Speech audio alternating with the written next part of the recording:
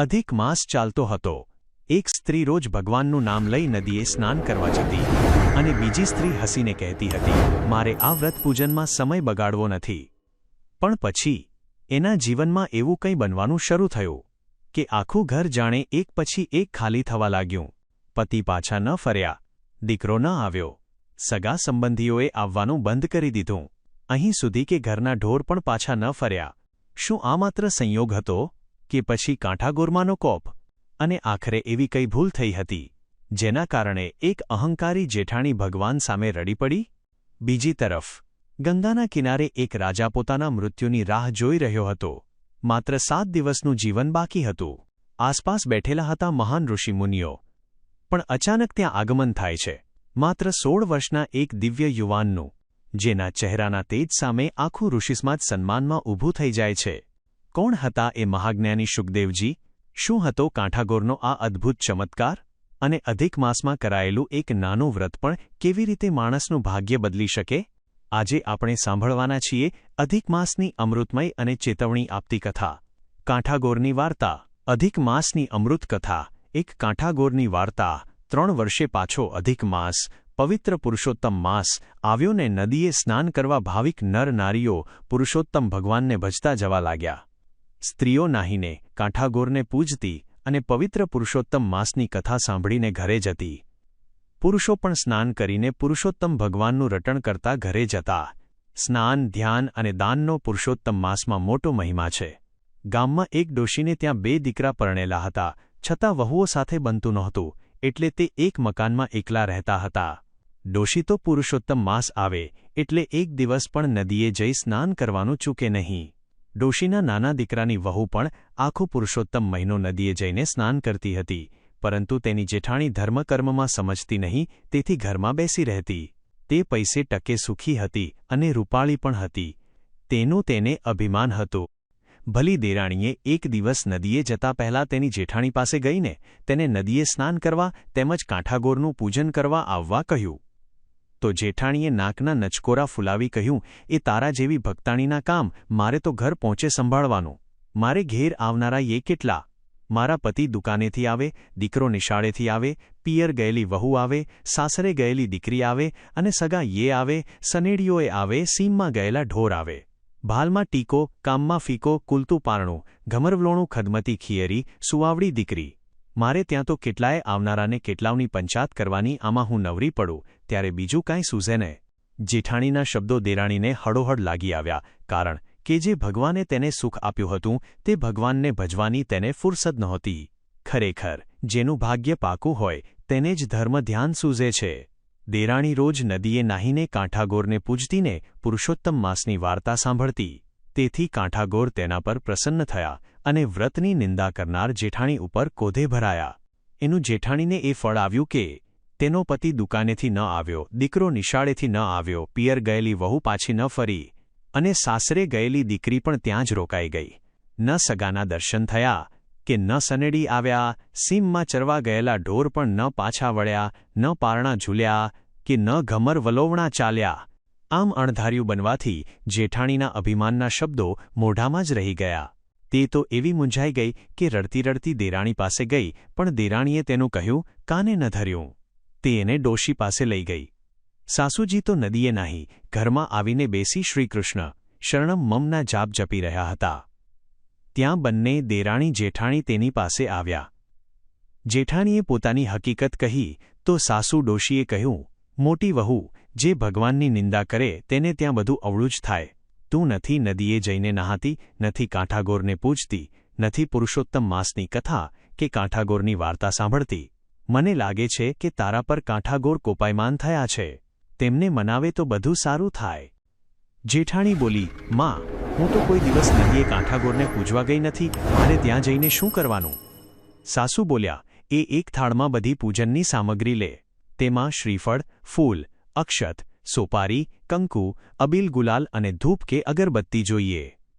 હાથમાં પૂજનનો થાળ લઈ ખભે ચૂંદડી નાખીને સાથે થોડી સ્ત્રીઓને લઈ વાજતે ગાજતે નદીએ જા અને ત્યાં જઈ પુરુષોત્તમ ભગવાનનું નામ લઈ સ્નાન કરી કપડાં બદલીને પુરુષોત્તમ ભગવાનની સ્તુતિ કરજે। પછી કાંઠાગોરનું પૂજન કરીને કાંઠાગોરની વાર્તા સાંભળજે અને વિધિપૂર્વક પૂજન કરી કાલાવાલા કરજે કે હે કાંઠાગોરમાં, હું અજ્ઞાની તમારો મહિમા સમજ ન હતી, એથી તમારા વ્રતોનો અનાદર કરતી હતી. હવે મને પાણી મૂલે સમજાય છે. માં, સુખ વૈભવમાં હું ધર્મકર્મને વ્રત ભૂલી ગઈ, તે મારી ભૂલ છે. તમે તો મોટા મનવાળા છો. માં, તો મારા પર પ્રસન્ન થાઓ અને સુખ શાંતિ કરો. આમ કહી સાસુએ મોટી વહુને ઘણી શિક્ષામણ આપી. તે સાસુને પગે લાગી નદીએ કાંઠાગોરને પૂજવા જવાની તૈયારી કરવા લાગી. દેરાણીએ જેઠાણીને દોરવણી આપી. બંનેએ આડીશ પાડોશમાંથી ભાવિક સ્ત્રીઓને ભેગી કરી. પછી તેઓ વાજતે ગાજતે પુરુષોત્તમ ભગવાનનું રટણ કરતી નદીએ ગઈ. દેરાણીના કહ્યા પ્રમાણે જેઠાણીએ સ્નાન કરી કાંઠાગોરનું પૂજન કર્યું. ઘણી શ્રદ્ધાથી તેણે ગોરીમાની પૂજા કરી અને વિનવણી કરી કે પોતાનું શ્રેય કરો. કાંઠાગોરનું પૂજન કરીને જ્યારે જેઠાણી ઘેર પાછી ફરી ત્યારે તેનો પતિ દુકાનેથી ઘેર આવી ગયો હતો. દીકરો પણ નિશાળેથી આવતો દેખાયો. થોડીવાર પછી પિયર ગયેલી વહુ આવી, સાસરે ગયેલી દીકરી આવી, સગાં સ્નેહીઓ પણ એક પછી એક આવવા માંડ્યા. સીમમાં ચરવા ગયેલા ઢોર પણ વાડામાં આવવા માંડ્યા. પારણા ઝૂલવા માંડ્યા ને ઘમર વલોણા પણ ચાલવા લાગ્યા. આ બધું જોઈ જેઠાણી સમજી ગઈ કે તેના પર મા કાંઠાગોર પ્રસન્ન થયા છે. તે વખતે જ તેણે સાસુને પગે પડી કહ્યું, માડી, આ આજથી પુરુષોત્તમ માસ, હું સ્નાન, ધ્યાન અને દાન કરીશ અને કાંઠાગોરનું પૂજન કરીશ. દર ત્રીજા વર્ષે આવતા અધિક માસમાં પુરુષોત્તમ ભગવાનનું વ્રત પૂજન, કાંઠાગોરનું પૂજન અને વ્રત કથાઓ સાંભળીશ.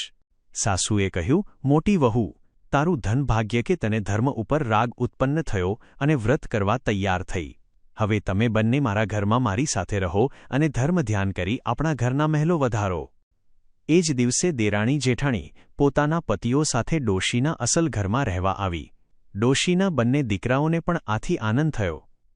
તેઓ તો પોતાની પત્નીઓના કારણે માતાથી જુદા રહેતા હતા. બધાના આવવાથી ડોશીનું સૂનું ઘર પાછું રમઝમતું થઈ ગયું. દેરાણી જેઠાણીએ આખો પુરુષોત્તમ માસ રૂઢી રીતે સ્નાન, ધ્યાન અને દાન કર્યું. ભાવથી પુરુષોત્તમ ભગવાનને પૂજ્યા, કાંઠાગોરનું પૂજન કર્યું, બ્રાહ્મણોને દક્ષિણા આપી અને મહિનો પૂરો થતો ઉજવણામાં ઘર આંગણે ઘણા બ્રાહ્મણોને જમાડી દક્ષિણા આપી રાજી કરીને વિદાય કર્યા. દેરાણી જેઠાણીના દાખલા ઉપરથી ઘણા સ્ત્રી પુરુષો દર ત્રીજા વર્ષે અધિક માસ આવતા ધર્મ, ધ્યાનને વ્રત કરવા લાગ્યા. આમ ગામમાં પુરુષોત્તમ ભગવાનનો કાંઠાગોરનો મહિમા વધી ગયો. હે પુરુષોત્તમ ભગવાન, હે કાંઠાગોરમાં, તમે જેવા સાસુ અને વહુઓ ઉપર પ્રસન્ન થયા તેવા તમારું પૂજન કરનારને અને વાર્તા વાંચનાર, સાંભળનારને ફળજો અને સુખ શાંતિ કરજો. અધ્યાય 1. શુકદેવજીનું આગમન. મંગલાચરણ. વંદે વંદારુ મંદારમ વૃંદાવન વિનોદિનમ. વૃંદાવન કલાનાથમ પુરુષોત્તમ મદ્ભુતમ. 1. વંદન કરતા ભક્તોને કલ્પવૃક્ષની જેમ ઇચ્છિત ફળ આપનાર, વૃંદાવનમાં વિનોદ કરનાર, વૃંદાવનને માટે ચંદ્રમા સમાન અને અદ્ભુત પુરુષોત્તમ ભગવાનને હું વંદન કરું છું.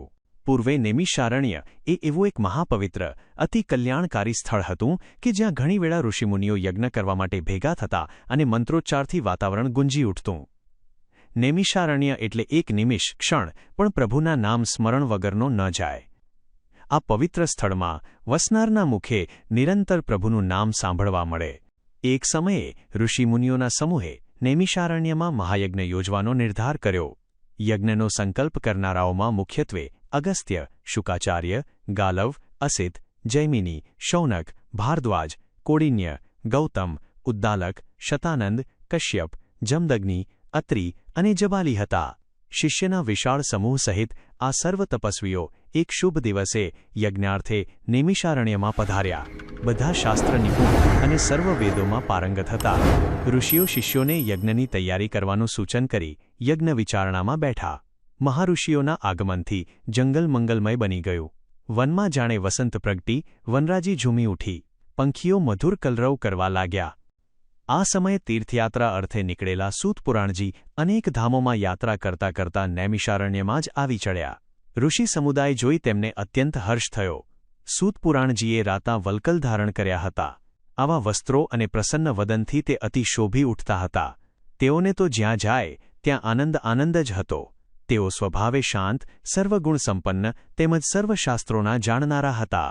ઘણા તપસ્વીઓ કહેતા હોય છે, જ્યારે સૂતપુરાણજીએ કોપને જીતી લીધો હતો, મહને મચ્છરની જેમ ચૂંટી નાખ્યો હતો, સર્વ ઇન્દ્રિયોને જીતી લીધી હતી.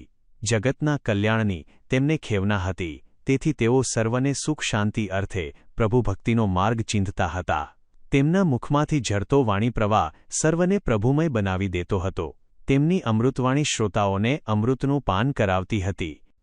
આવા ગુણગ્રાહક સૂત પુરાણજીને નૈમિષારણ્યમાં એકાએક પધારેલા જોઈ સર્વ ઋષિમુનિઓ તેમને સત્કારવા સામા ગયા અને ઘણા આદરથી તેમનું સ્વાગત કરી આસન ઉપર બેસાડ્યા.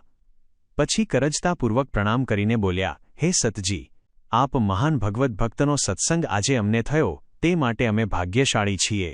આપના દર્શનથી અમે પાવન થયા છીએ અને આપની કથાનું પાન કરીશું ત્યારે અમારા આનંદની અવધિ નહીં રહે. વળી આપ વ્યાસના શિષ્યોમાં શિરોમણી છો, તેમજ ગુરુમુખથી આપ વ્યાસના વચનોના જ્ઞાતા છો. અજ્ઞાનરૂપી અંધકારમાં અથડાતા જીવોને આપે જ્ઞાનરૂપી દૃષ્ટિ આપીને ભવાટવીમાં અટવાતા બચાવ્યા છે. આપની કથાઓનું ઘણી વેળા પાન કર્યું છે, પણ હજુ ધરાયા નથી, અને આજે પણ આપના મુખેથી ઉત્તમ કથા સાંભળીશું. અમારી ઈચ્છા છે કે આજે આપ એવી કલ્યાણકારી કથા કરો. સર્વ ઋષિઓમાં શૌનક મુનિએ કથા માટે ઘણો આગ્રહ કર્યો. વિનંતી કરી એટલે પ્રસન્નચિત્ત સૂતજી બધાને શાંત રહેવાનું કહી વધ્યા, હે ઋષિમુનિઓ, તપસ્વીઓ, સાંભળો. ઘણા સમયથી મને તીર્થયાત્રા કરવાની પ્રબળ ઈચ્છા હતી, એટલે હું એક પવિત્ર દિવસે મારા આવાસથી યાત્રા અર્થે નીકળી પડ્યો. માર્ગમાં પ્રથમ પુષ્કર નામે પવિત્ર તીર્થ આવ્યું. ત્યાં સ્નાન કરી, ધ્યાન ધરી, સંતો સાથે સત્સંગ કરી, યાત્રાળુઓને સદબોધી 2 દિવસ પછી મથુરા ગયો. ત્યાં દેવદર્શન અને ભજન કીર્તન કરી યમુના સ્નાન કરી પવિત્ર કાશીનગરીમાં ગયો. ત્યાં સંત મહંત અને વિદ્વાનો સાથે સત્સંગ કરી, દેવદર્શન અને પૂજાપાઠ કરી ઘણો સમય વિતાવ્યો. ત્યાં મણિકર્ણિકાના ઘાટ ઉપર સ્નાન કરવું એ પણ એક પુણ્ય છે. પવિત્ર ગયાજી ક્ષેત્રમાં પિતૃનું તર્પણ કરવાનું હતું, એટલે ત્યાં જઈ વિવિધતાવાળી બીજા તીર્થક્ષેત્રોમાં ગયો. ત્યાંથી ધર્મધ્યાન કરતો બદ્રિકાશ્રમ ગયો. ત્યાં મહાપુરુષોના સત્સંગથી ખૂબ જ આનંદ થયો. ત્યાંથી ગંગાજી આવવા નીકળ્યો. માર્ગમાં ઘણી પવિત્ર નદીઓના સ્નાનનો લાભ મળ્યો. ગોમતીમાં સ્નાન કરવાથી ગર્વ ગળી ગયો. સરસ્વતીમાં સ્નાન કરવાથી મન શાંત થયું. કાવેરીમાં સ્નાન કરવાથી કર્મના બંધન છૂટ્યા. નર્મદામાં નહાવાથી નમ્રતા આવી. આવી રીતે મહાયાત્રાધામોમાં તીર્થોમાં સ્નાન, ધ્યાન અને દેવ તપસ્વીઓના દર્શન કરતો હું સિદ્ધક્ષેત્રમાં ગયો અને ત્યાંથી હું હસ્તિનાપુર જવા નીકળ્યો. ત્યાં માર્ગમાં મને ઘણા યાત્રાળુઓ પાસેથી સાંભળવા મળ્યું કે ભગવાન વિષ્ણુએ જેમને બચાવ્યા હતા તે પરીક્ષિત રાજાએ રાજગાદીનો ત્યાગ કર્યો છે અને ગંગા કિનારે જઈને તપ આદર્યું છે. ત્યાં આગળ ઘણા ઋષિમુનિઓ એકત્ર થયા છે. તેઓને પરીક્ષિત રાજા મુક્તિનો સહેલો રસ્તો પૂછે છે અને સહુ પોતપોતાની મતિ પ્રમાણે ઉત્તર આપી રાજાની ઈચ્છાને સંતોષે છે. આ સાંભળ્યા પછી હું ત્વરાથી ગંગાના કિનારે ગયો કે જ્યાં પરીક્ષિત રાજા તપ કરતા હતા અને ઋષિસમાજ ભેગો થયો હતો. અહીંયા આવીને મેં જોયું તો વિવિધ પ્રકારના ઋષિમુનિઓ સાધુ સંતો પધારેલા હતા. પરીક્ષિત રાજા તપ કરવા બેઠા હતા. તેની ચારે બાજુ કુંડાળું વળીને આ બધા ઋષિમુનિઓ બેઠા હતા. વચ્ચેમાં બેઠેલો રાજા તેઓને મુક્તિનો માર્ગ પૂછતો હતો અને ઋષિઓ તેને સંતોષકારક જવાબ આપતા હતા. આ બધું જોઈ સાંભળી મને અતિ હર્ષ થયો અને વધારે હર્ષ ત્યારે થયો કે અહીંયા વ્યાસના 16 વર્ષના તેજસ્વી અને જ્ઞાનીપુત્ર શુકદેવજીનું આગમન થયું. શુકદેવજીએ માત્ર વલ્કલ પહેર્યું હતું, છતાં લાંબા કેશ અને તેજસ્વી મુખકાંતિને લીધે તે અતિ પ્રભાવશાળી લાગતા હતા. તેમના અચાનક આગમનથી ઋષિ સમાજને પ્રસન્નતા ઉપજી અને પરીક્ષિત રાજાને પણ આનંદ થયો કે હવે પોતાને મુક્તિનો સરળ માર્ગ શુકદેવજી બતાવશે. સહુએ શુકદેવજીનો આદર કરી ઉત્તમ આસન બેસવા આપ્યું. થોડીવાર શુકદેવજીએ ઋષિમુનિઓને કુશળતાના સમાચાર પૂછ્યા. પછી પરીક્ષિત રાજાએ પોતાને મુક્તિનો સરળ માર્ગ બતાવવા વિનંતી કરી. ઉત્તરમાં શુકદેવજીએ પરીક્ષિત રાજાને શ્રીમદ્ ભાગવત મધુર કંઠે સંભળાવ્યું, જે સાંભળવાથી પરીક્ષિત રાજાનો મોક્ષ થયો. ત્રૌપ વિષયો ભગવાનું મહામુનિત્ય સાન્મજે જ્ઞાન મહામિધ્યમઃ પૃષ્ઠે બ્રાહ્મણાર્દિતા તદ્ર રાજા તારાવત્યન્માં ઇવ 53 ઇતિ શ્રી પુરુષોત્તમ માસે પુરુષોત્તમ મહાત્મ્યમાં અધ્યાય 1 સમાપ્ત. તો મિત્રો, એક અહંકારથી શરૂ થયેલી આ વાર્તા અંતે ભક્તિ અને સમજણ સુધી પહોંચી. જ્યારે માણસ સુખમાં ભગવાનને ભૂલી જાય છે ત્યારે જીવન ઘણી વખત એવી પરિસ્થિતિ ઊભી કરે છે કે એને ફરીથી ભગવાન તરફ વળવું પડે.